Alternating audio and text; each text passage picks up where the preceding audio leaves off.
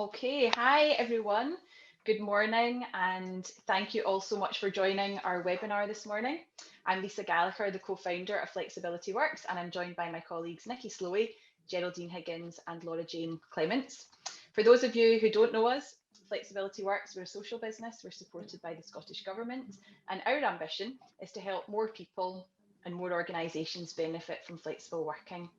Having looked at the delegate list today and seeing you all come in this morning, I can see that you're joining us from a wide range of sectors and different size organisations, which is great. But I'm sure as we all come out of lockdown, you're likely to share some similar thoughts about the challenges and opportunities that lie ahead around your own work culture. So the purpose of the session today is to help with your thinking and planning around how your organisation is going to work flexibly in the future post-pandemic. We've got some brilliant speakers all ready to share their thoughts and practical tips and insights about how to become an exemplar flexible employer. And all of our speakers today are from organisations that excelled in our Scotland's top 10 Flexible Employer Awards, which were announced last month in partnership with the Times in Scotland. So a massive thank you to all of our speakers this morning for sharing your business stories with us today. And we hope that everyone here today will leave with lots of practical hints and tips to take back to your own organisations. And we also just wanted to say a big thank you as well to our event supporters and sponsors, which are City Building, ILF Scotland, Shoesmiths and the Scottish Government. So COVID has definitely shifted mindsets around where, when and even how much we work. In fact, 78% of employers and 81% of employees we surveyed recently said that COVID had permanently changed how we work forever, which I don't think is going to be a massive surprise to any of us here today. So before we kick off and to help us relax into the session, I'm going to ask you to take part in a little poll, just one question, so we can see what the kind of overall views of this groups are in relation to the future of Flex. So hopefully you can all see the poll coming up just now. And the question is, does your organisation plan to offer more flexibility in terms of where and when people work when we come out of lockdown? So are you going to be more flexible than you were pre-COVID? So you've got, yes, we will be more flexible, we will be just the same as pre-COVID, or we will be less flexible. So can I ask you just to pop your views and thoughts into the poll? Hi there. Hi, oh, I can hear somebody talking. Morning. Right, that's super. I wasn't sure when you covered it. That's perfect. Maybe can I ask everyone just to put yourselves on mute and keep out we were talking about dogs and people delivering stuff and things this morning. If everyone can just pop themselves on mute, that would be great. I think we're getting a bit of background noise coming through just now. Okay. Laura Jane, how are we getting on with the poll results? Is everyone? Yeah, it looks like 37 of 40, so I'll just end that now. Okay. And yeah, 92%. So 92% are saying they're looking for more flex, or they expect more flexibility. You can maybe see that on your screens now. So you're expecting your organisations to be more flexible post-COVID. So that comes as no surprise and definitely aligns with all of the research that we've been doing and you've probably been reading too.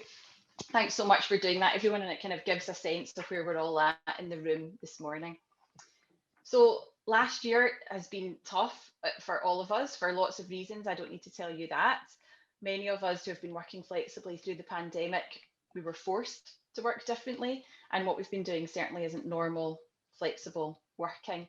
But nevertheless, more people than ever are looking for more flexible working going forward, and certainly that was reflected in the poll we've just done. That's what we're all expecting. So we're all looking at how we create more sustainable, flexible working culture. So great time for you all to be here and to be involved in this conversation today.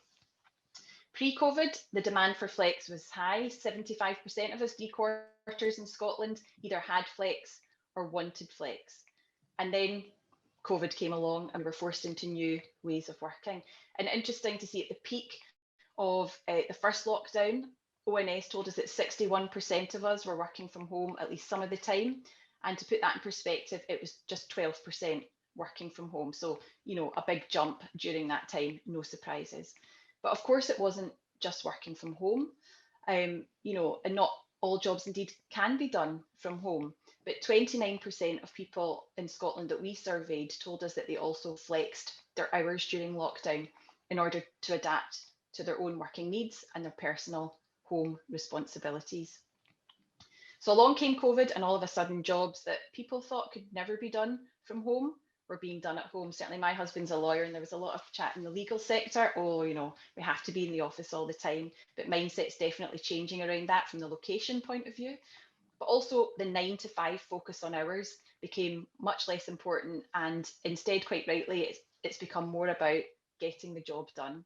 And managers, you know, we're definitely seeing learning to trust their people a little bit more.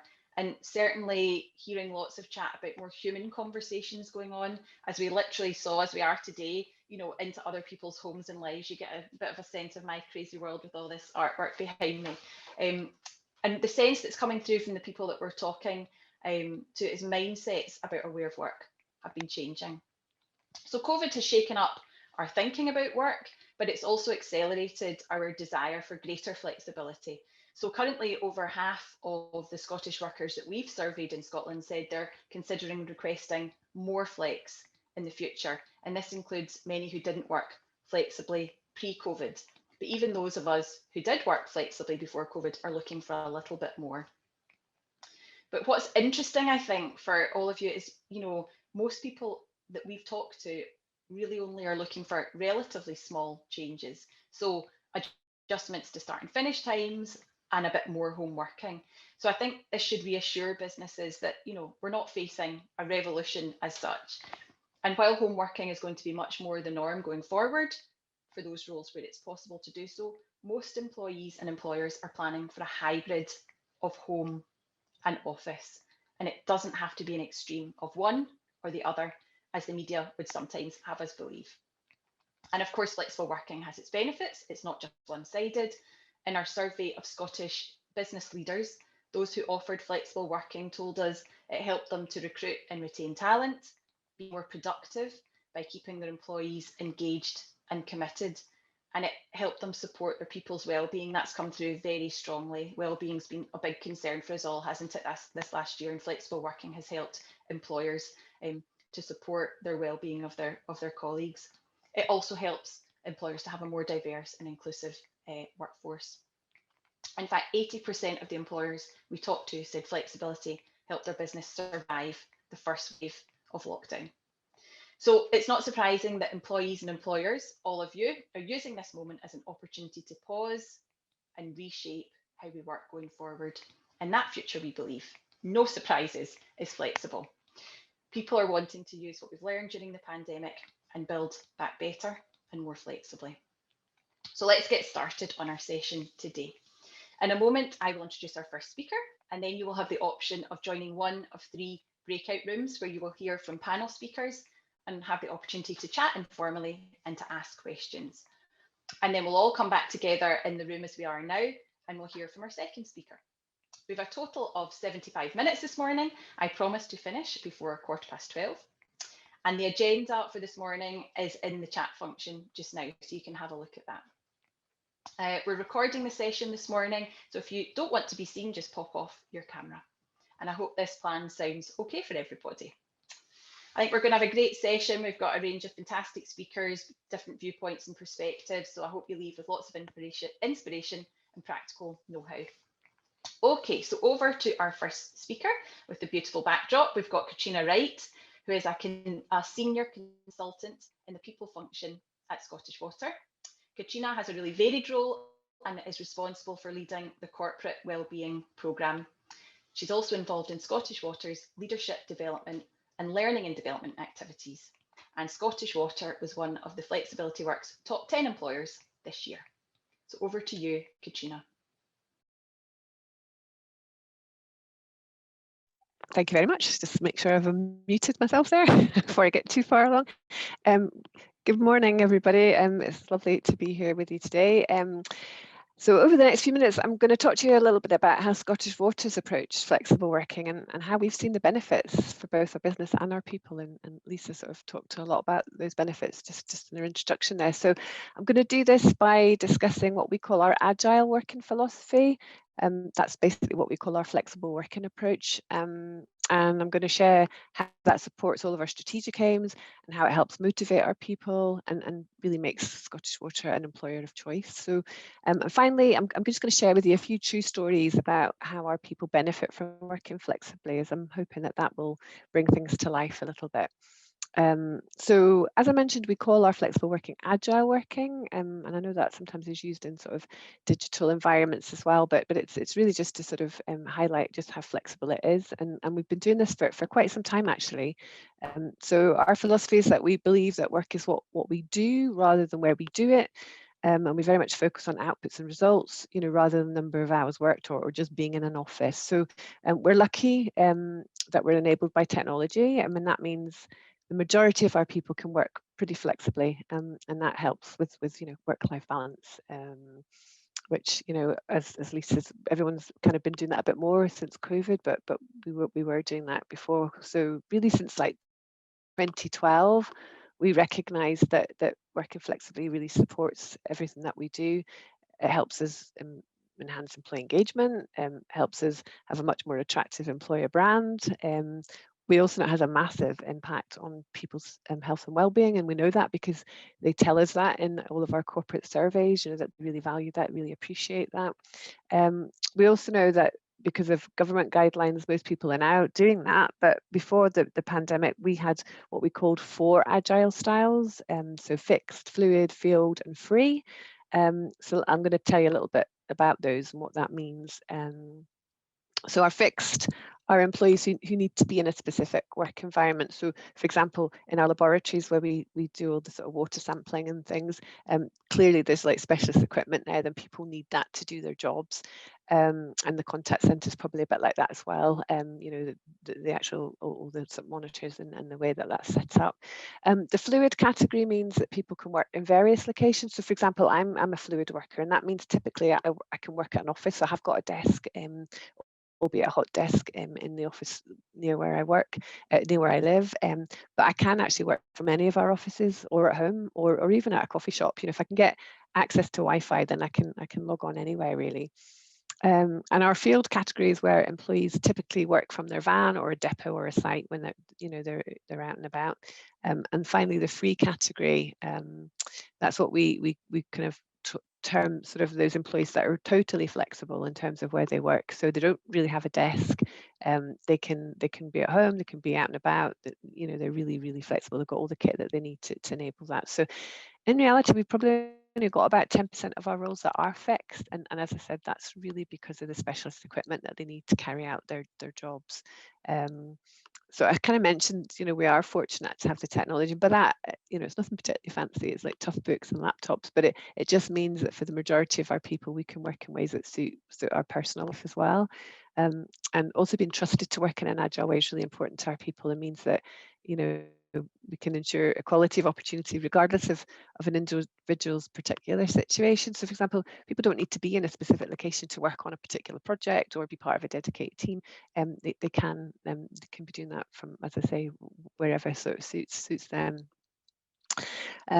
So we know, obviously, when the pandemic hit, many businesses had to adapt really quickly, and we did too in lots of ways. But I guess we were really fortunate because we already had that infrastructure in place that meant we could work at home. But it's probably fair to say not everybody did. You know, some people like coming into the office, or you know, some teams. I think maybe some people felt that they needed to be together all the time. And just as Lisa says, I think over the time people have realised that isn't the case.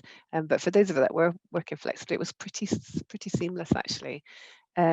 It's also worth saying we are a critical infrastructure organisation. So obviously a lot of our people who are providing the people and the communities of Scotland with water and wastewater, you know, they're obviously still out and about in the community doing the work that we do to make sure customers are getting that kind of clean water. And obviously that's been even more crucial during COVID when everyone is kind of washing their hands so much more, you know, frequently. And we've all got so many more different hygiene protocols, don't we? So we're really aware of that.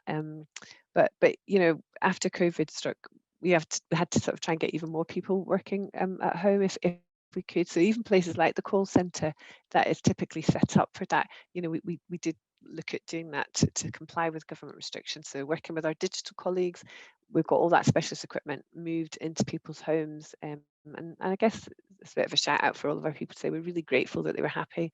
Well, I'm not sure they were happy, but they were happy to have like these large and varied monitors on their kitchen and dining table. But we've definitely managed to do that.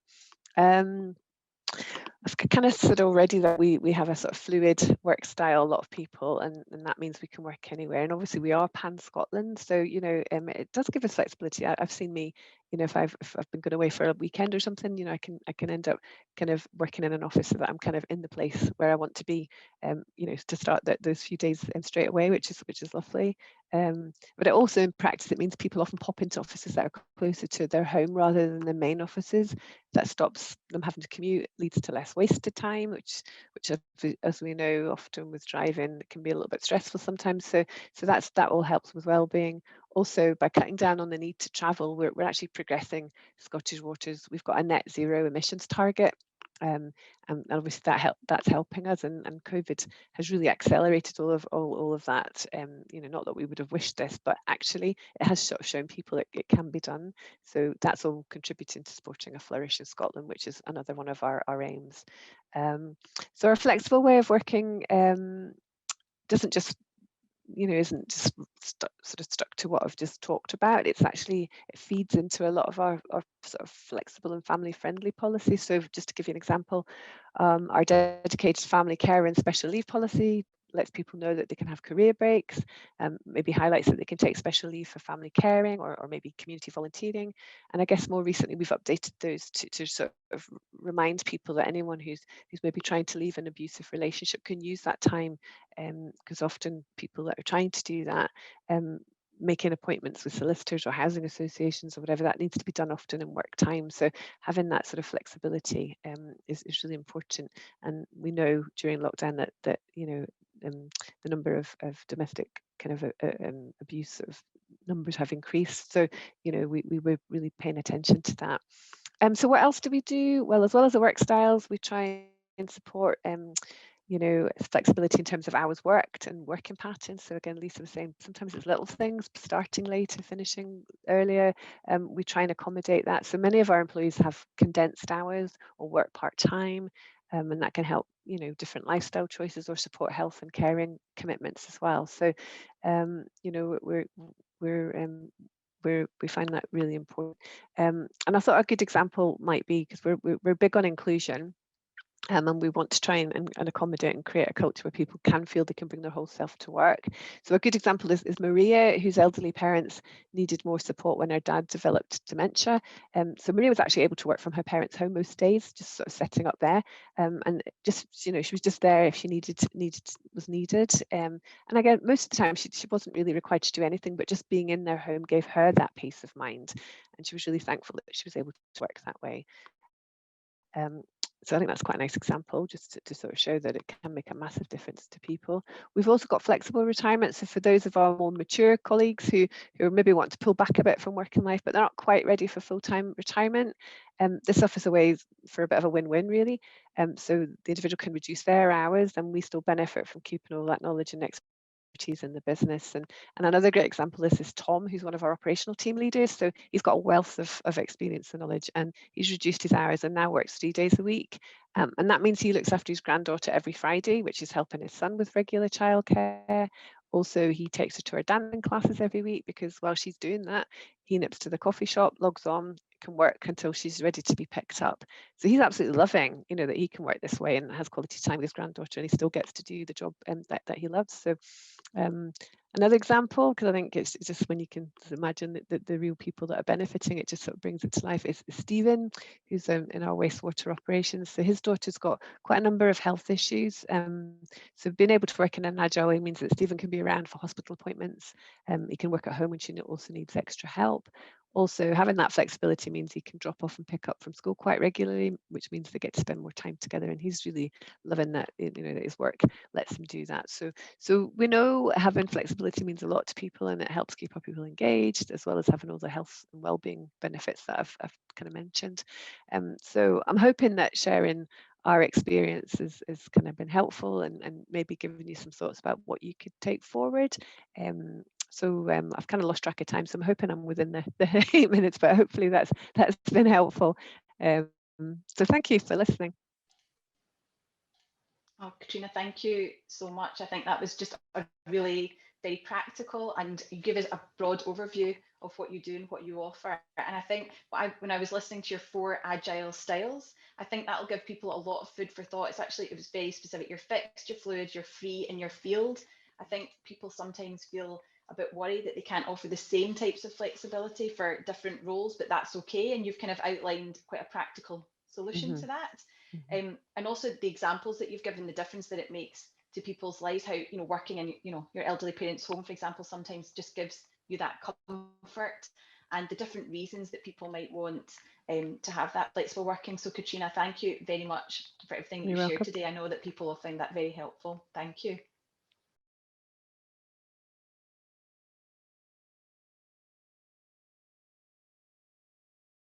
Okay, I'm now going to introduce our second speaker. And we have Kate Kennedy coming up next. She's the HR and Sustainability Manager at Warmworks Scotland.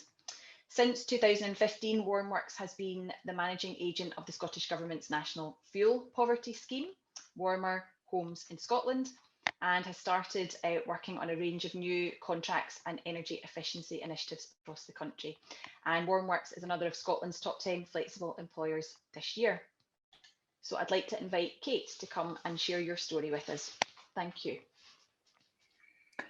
Hi everyone, thanks very much Lisa. Thank you so much for asking us to join in with the webinar today, and I'd just like to start by saying how wonderful it's been named as one of the top 10 flexible employers in Scotland. That's really super, and it really helped, I think, everybody understand how important it's been, how much everybody in the business has been working together, especially over this very difficult time, just to keep our culture together and keep it going. Warmworks is a values-driven business, and a key part of that is offering flexibility and a really agile approach to the service that we deliver to our customers. And we felt it's really important that we also reflect that in the way that we work with our people and with each other. So it's really the default position that our managers go to when having discussions with their teams around issues around flexibility. We do obviously have a flexible working policy in place, but the first step it mentioned in that policy is to have an informal discussion with your line manager or with myself as HR manager, just to explore options that might be available. There's been some really interesting comments made already, so I'm just going to try to stick to some main themes. Katrina mentioned the 4 strands. That's something that's been picked up by quite a few people and is obviously a really popular notion. So Katrina, I think you'll probably get some requests for more information about that. That sounds brilliant. We also have a number of field-based staff and people who work in our customer contact centre. So there are some circumstances where it's maybe less obvious how we can be flexible over working patterns and working hours, locations, etc. But if there's one thing we've learned over the past year, it's how possible it is to support change on quite a massive scale. So we do expect that going forward into the future, we will have more requests for different types of flexible working, and that's something that we're keen to support where we can. While I've said that the default position is to accept those flexibility requests, we are always conscious to make sure that we balance the benefits to an individual with the needs of the business. So that's really important. You know, we have to focus on our service to our clients and customers. But if we can do that in such a way that our employees get the flexibility they need and can enjoy working at Warmworks, then that's a benefit to all. It definitely increases productivity. I think somebody feels more valued if they're allowed to express their individuality. We have such a wide variety of reasons that people request to work flexibly. I mean, obviously there are a number of people with childcare and other caring commitments, but we have people who volunteer, who have health and well-being requirements, who just want some time to learn something new. We had one of our younger members of the team took time off in working hours to do driving lessons, for example. So, you know, there's a huge variety of reasons that people want to work flexibly, and it's important to recognise all of those. And one of the things that's really key for us is that that's represented at every level in the business. There are members of the senior management team who have regular flexible working arrangements, whether that's working at home 1 or 2 days a week, or taking time off to volunteer. And that's from our managing director throughout the senior management team and all the way through the business. We have exams going on. It's really important to have that leadership. And that's something that's been quite key as well over the last year, making sure that people feel able to take time out when they need to. I think especially with the extra pressures some people have felt working at home, it's been important for people to feel that they're able to take a break when they need to, and that other people are doing that too, especially their line managers and the leaders of the business. Another thing that Katrina had mentioned was the importance of technology. We've been very fortunate that we have a really forward-looking IT team. All of our systems were cloud-based already, so it made transferring to home working over the past year quite straightforward in a number of ways, and we were able to do that very quickly and successfully without really any drop in our service levels and productivity in that time, which was quite something. It was quite amazing. We were all really pleased with that. Another thing that's been mentioned in particular by Colin, who was talking in the small and medium enterprise group there, he talked about treating employees as individuals and managers listening to them. That's something that's really important to us as a business. We like to think we have a really positive approach to people management, and a really crucial element of that is managers getting to know their teams really well. And in that way, we've been able to help anticipate people's needs and really respond to those, and allow people to feel that it's possible to let us know the challenges that they're facing in the different working arrangements they've had over the last wee while. An important element of that is trust, and we really feel that those trusting relationships have got even stronger during what's been a really challenging time for a lot of people. Another thing that was mentioned, Lisa mentioned at the beginning, that well-being has been an important theme of late, and that's something we were very conscious of at Warmworks. So during last year, in May last year, we introduced a new service called Wellbeing at Warmworks. Now, this was actually an employee-led initiative.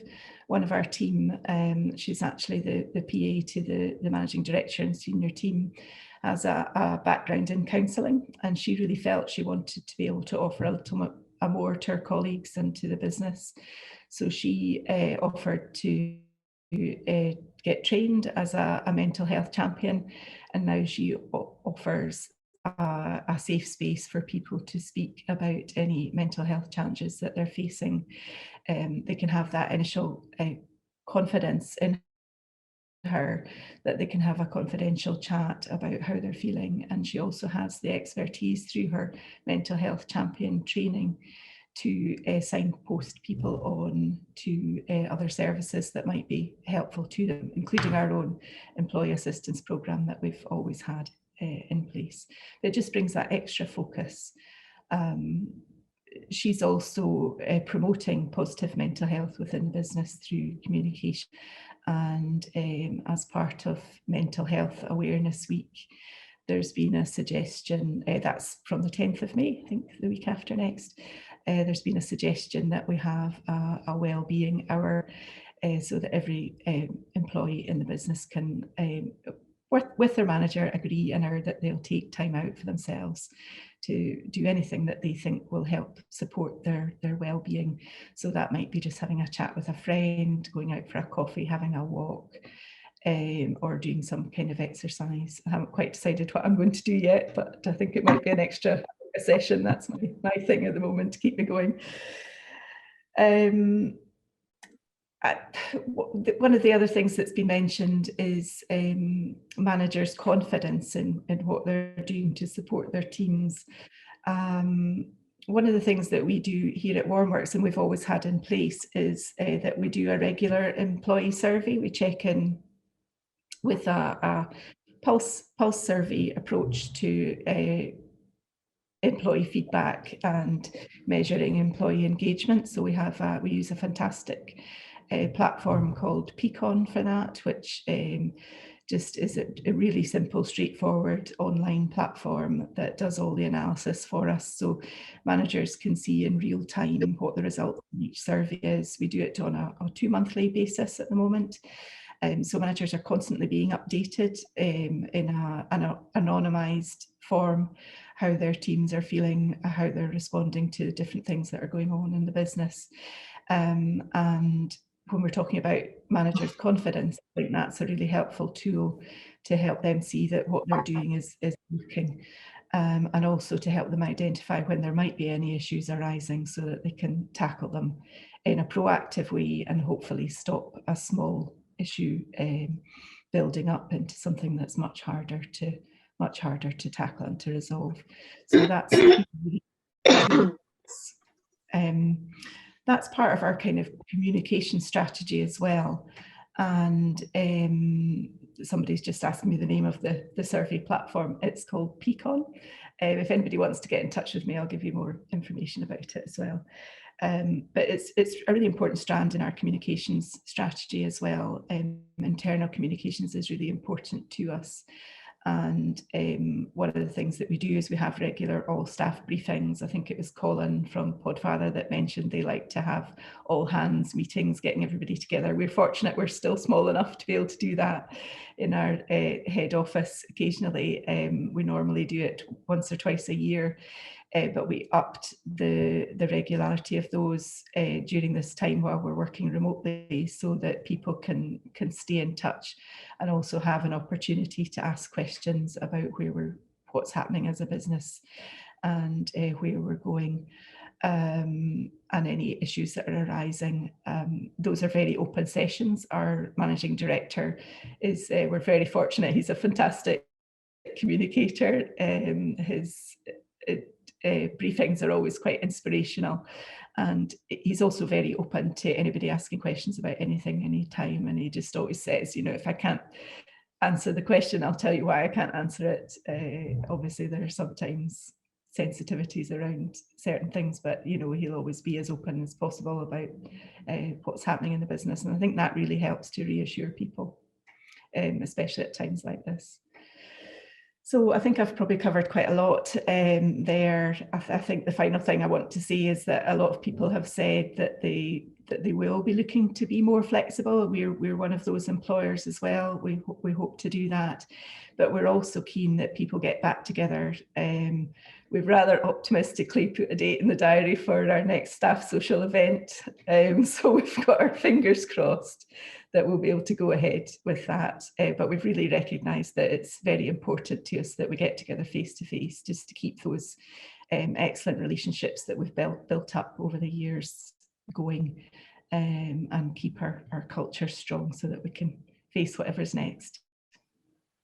Thanks very much, everyone, and thanks for inviting us to come along. Oh, lovely, Kate. Thank you so much. That was excellent. I think we've got a really strong sense of your working culture at Warmworks, and you've shared with us so much there. I think what was coming through for me so strongly was there, you know, there's not one size that fits all here. This is quite an individual thing. Of course it is. All of our lives are very different, and our working lives, our home lives. Loved what you said about the leadership buy-in and how important that is for, you know, not only line managers, but also for leaders within the organisation to talk about flexible working, to role model it so that people have the confidence to ask for it themselves. but also that communication piece as well, asking, talking, listening to people, but also sharing information back with colleagues. You covered so much, Kate. Thank you very much indeed. And thank you to everybody for all your contributions today, all of our speakers in the breakout room, for our two main speakers, for sharing so much today and being so open with your knowledge and your expertise. It's been a great session. Thank you so much. Just from us, a final kind of wrap up. We run webinars like this every 4 to 6 weeks or so, where we share best practice. So if you haven't joined our mailing list and would like to do that, then please sign up and you can get information about these events. As an organisation, Flexibility Works also provides support to organisations to help you perhaps run a leadership session around what your vision for flexible working might be. And we also do training for line managers. So please do get in touch if you would like an informal call or conversation initially with us. So thanks again. We've finished just a couple of minutes before 12:15. It's been a really rich conversation today. Thank you all for coming along, and thank you again to our speakers and our sponsors. I hope you have a great rest of your day. Thanks everyone. Thanks, Lisa. Bye. Thanks, everyone. Thanks.